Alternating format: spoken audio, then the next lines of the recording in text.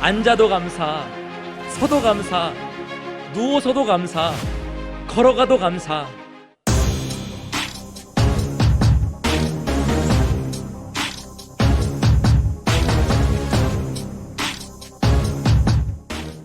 여러분들은 행복한 인생을 살고 계십니까?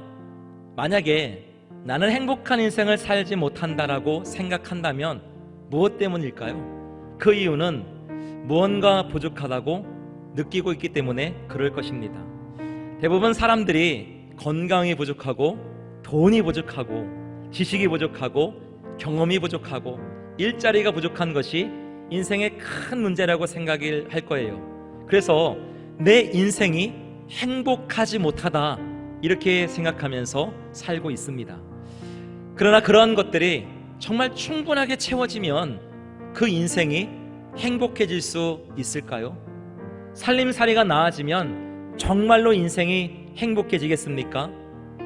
오늘 본문에도 보면 내가 아버지의 품을 떠나면 행복할 것이라고 생각하는 사람이 등장을 해요. 본문 말씀은 죄인을 향하신 하나님의 사랑을 매우 극적인 방법으로 묘사를 해서 영적인 기표를 더해주고 있기 때문에 누가복음 전체의 중심 주제라고도 말할 수 있겠습니다. 오늘 우리에게 이 주시는 말씀을 통해서 우리 인생 속의 모든 일에는 당연한 것은 하나도 없다는 사실을 확인할 수 있어야 됩니다. 그리고 하나님의 은혜로만 사는 인생이라는 것을 다시 한번 깨달아야 되는 거예요. 사랑하는 여러분, 우리가 무엇을 깨닫지 못할 때는 모든 것들이 당연한 것입니다. 감사할 것도, 우리가 기뻐할 것도, 소중히 여길 것도 하나도 없다는 것이지요. 내가 잘나서, 내가 똑똑해서 그런 줄 알고 살기 때문에 그렇다는 거예요. 그러나 여러분, 무엇인가를 빼앗기고 삶의 기대가 처참히 무너지고 망하고 나면 내가 누려왔던 것이 당연한 게 아니라는 것을 알게 될 겁니다. 그리고 그것이 은혜라는 것을 알게 되는 놀라운 변화가 올 수도 있다는 거예요. 오늘 본문 속의 탕자를 여러분들이 한번 생각해 보세요. 아버지의 덕이라고는 꿈에도 생각하지 않았습니다. 좋은 옷 입고 또 잘 먹고 잘 사는 것을 당연한 것이라고 여긴 거지요. 하지만 그렇게 잘 먹고 부족함이 없이 잘 살아도 감사는커녕 오히려 아버지를 원망하고 불평했다는 것입니다. 그래서 재산을 미리 물려받아서 먼 나라로 가서 살게 되었지만 얼마 가지 못해 물려받은 재산을 다 탕진해 버리고 하루아침에 추락해 버리는 거지가 되고 말았어요.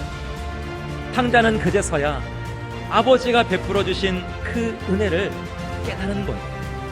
당연한 것이 아니라 모든 것이 은혜요, 축복이라는 것을 깨달았다는 것입니다. 사랑하는 여러분, 우리가 아파 보면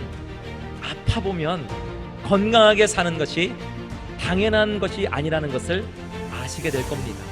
망해보면 장사하는 것도, 사업하는 것도, 직장생활하는 것도 당연한 것이 아니라는 것을 깨닫게 되실 거예요. 그렇습니다. 여러분, 우리의 삶 속에 당연한 것은 하나도 없다는 것입니다. 내가 서 있는 자리, 나의 가정, 나의 교회, 나의 일터, 무엇 하나도 내 덕인 것은 없다는 거예요. 다 은혜뿐이라는 것입니다. 이것을 깨닫고 이 은혜에 감사하며 노래하는 것이 바로 신앙인 거예요. 믿음이라는 것입니다. 감사합니다, 찬양합니다, 송축합니다, 경배합니다. 은혜를 깨닫고 그 은혜를 누리는 사람은 그래서 행복한 것입니다. 앉아도 감사, 서도 감사, 누워도 감사, 걸어가도 감사. 이렇게 감사밖에 없는 것이 우리의 인생일 것입니다. 사랑하는 성도 여러분, 이 세상에 당연한 것은 단 하나도 없습니다.